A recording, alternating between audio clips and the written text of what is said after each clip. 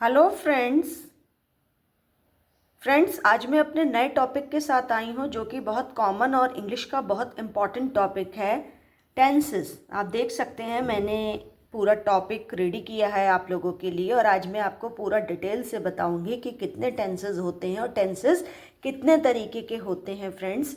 इसके लिए फ्रेंड्स ये मैंने एक चार्ट तैयार किया है और जिसमें मैं आपको पूरा डिटेल से समझाने वाली हूँ।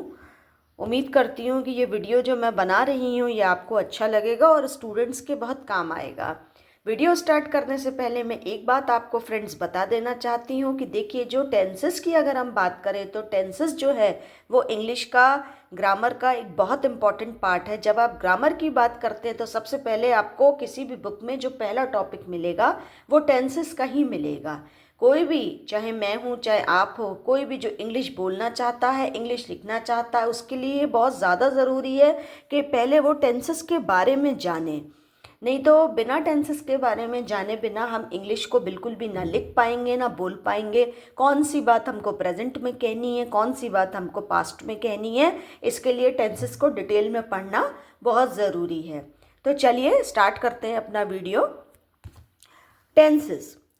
अब यहाँ पर टेंसेस, बेसिकली टेंसेस क्या होते हैं? देखिए, टेंसेस काल को दर्शाता है, कब प्रेजेंट है, कब पास्ट है, कब फ्यूचर है। इसके लिए हम टेंसेस की स्टडी करते हैं और टेंसेस अगर हमको नहीं आएंगे तो हम ये नहीं बता पाएंगे कि हम अपनी बात प्रेजेंट में कहना चाह रहे हैं या पास्ट में कहना चाह रहे हैं। मैंने खाना खाया, मैं खाना खाऊंगी, या मैंने 4 दिन पहले खाना खा लिया था। मैं दिल्ली गया, मैं दिल्ली जाऊंगा। तो इन सब चीज़ों के लिए बेसिकली टेंस के बारे में जानना बहुत ज़रूरी है। तो इसीलिए फ्रेंड्स स्टार्ट करते हैं अपना चार्ट। फ्रेंड्स जो टेंसेस हैं उनको 3 पार्ट्स में डिवाइड किया गया है, प्रेजेंट, पास्ट एंड फ्यूचर। कितने पार्ट्स हैं टेंसेस के? Present, past and future. उसके बाद जब हम अपनी बात को 3 तरीके से कहते हैं, प्रेजेंट यानी कि आज क्या है? आज मंडे है तो मंडे क्या हो गया? हमारा प्रेजेंट हो गया। मैं खाना खा रही हूँ तो ये हमारा प्रेजेंट है। पास्ट क्या हुआ? मैं खाना खा चुकी, मतलब पास्ट में वो खाना खा चुकी, वो हमारा पास्ट हो गया। फ्यूचर क्या हो गया? मैं खाना खाऊंगी, यानी कि भविष्य में वो खाना खाएगी। तो ऐसे हम टेंसेस की पहचान करते हैं। तो हमारे कितने तरीके के टेंस होते हैं friend? Present, past and future. उसके बाद ये जो 3 टेंसेज हैं फ्रेंड्स, ये भी 4 पार्ट्स में डिवाइड कर दिए गए हैं। Simple tense, continuous tense, perfect tense और थोड़ा सा नीचे आ जाते हैं परफेक्ट कंटिन्यूअस टेंस। ठीक है। अब सवाल ये आता है कि हर टेंस में अपनी अलग अलग हेल्पिंग वर्ब होती हैं। तो टोटल हमारे कितने टेंसेज होते हैं? पहले तो 3 टेंसेज होते हैं, present, past and future.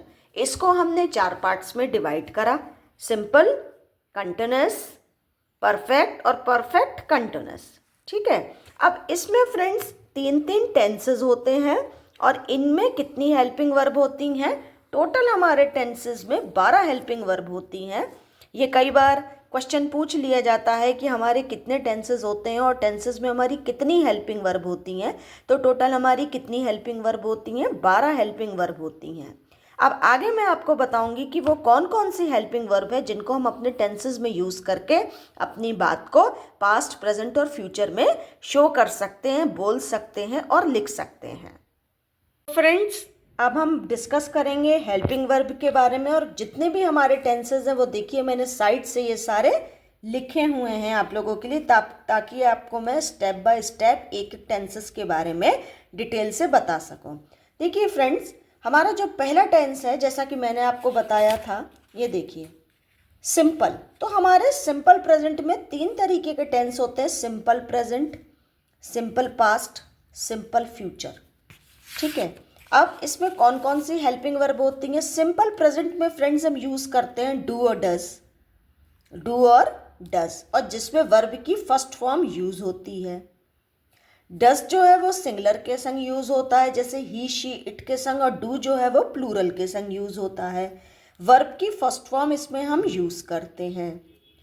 Second हमारा टेंस होता है सिंपल पास्ट, जिसमें डिड आता है और वर्ब की फर्स्ट फॉर्म आती है, सॉरी सेकंड फॉर्म आती है। डिड के संग हम डिड आता है और वर्ब की सेकंड फॉर्म आती है। लेकिन अगर स्टूडेंट डिड अगर हमारे सेंटेंस में है, अगर हमारे सेंटेंस में डिड है तो फिर हम वर्ब की फर्स्ट फॉर्म यूज़ करेंगे। ये बहुत ध्यान देने वाली बात है क्योंकि ये टेंस थोड़ा कंफ्यूज करता है बच्चों को। हम बताते हैं कि सिंपल पास्ट टेंस में वर्ब की सेकंड फॉर्म आएगी तो वो डिड के साथ भी वर्ब की सेकंड फॉर्म लगाते हैं, लेकिन आपको डिड के संग वर्ब की सेकंड फॉर्म नहीं लगानी है, आपको डिड के संग वर्ब की फर्स्ट फॉर्म यूज़ करनी है और बाकी आपको वर्ब की सेकंड फॉर्म यूज़ करनी है।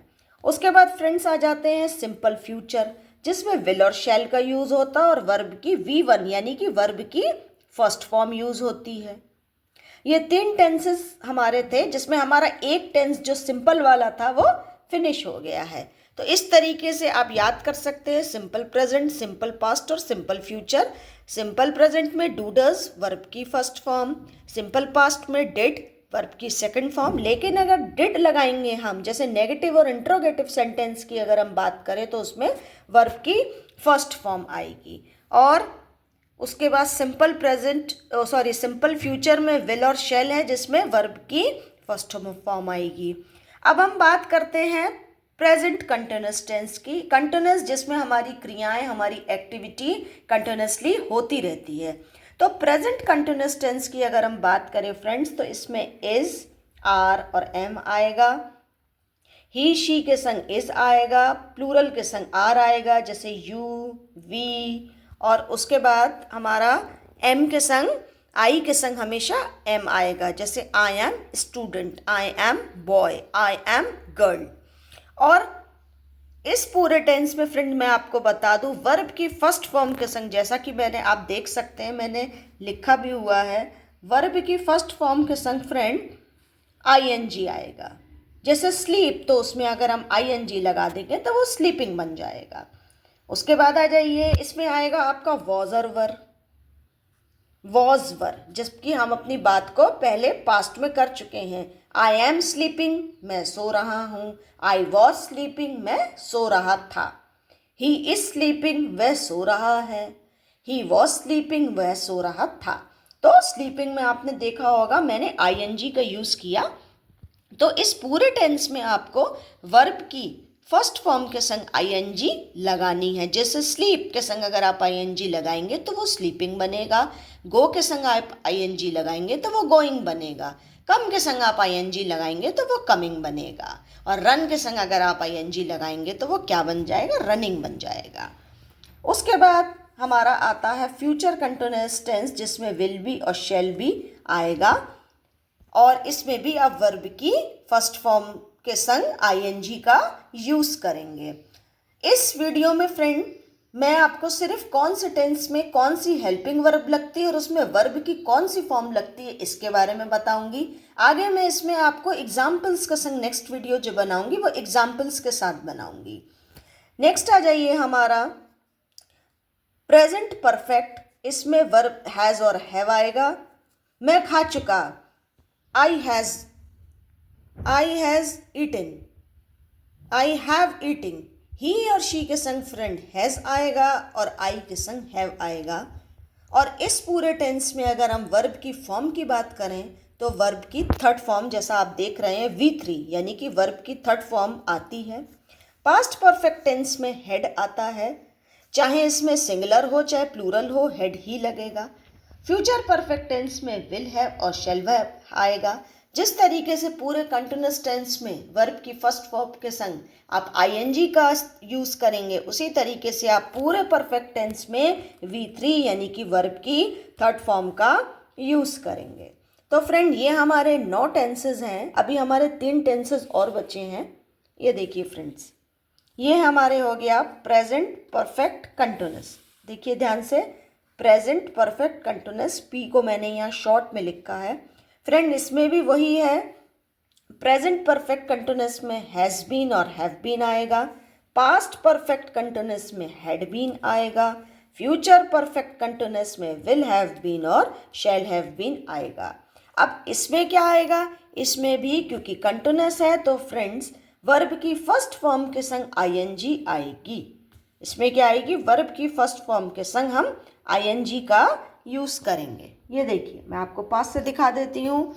Has been, have been same है बिल्कुल। ही शी के संग सिंगुलर के संग हैज़ बीन और प्लूरल के संग हैव बीन, और पास्ट में हैड बीन आएगा। फ्रेंड, इस टेंस का यूज़ हम थोड़ा कम करते हैं, लेकिन कहाँ करते हैं वो भी मैं आपको बता देती हूँ। जो एक्शन, जो एक्टिविटी प्रेजेंट से लेकर फ्यूचर तक कंटिन्यूस होती रहती है, उसमें हम इस टेंस का यूज़ करते हैं। एक बात आपको इसमें और बता दूँ, इसमें सिंस का और फॉर का फ्रेंड यूज़ होता है। किसका यूज़ होता है? सिंस का और फॉर का।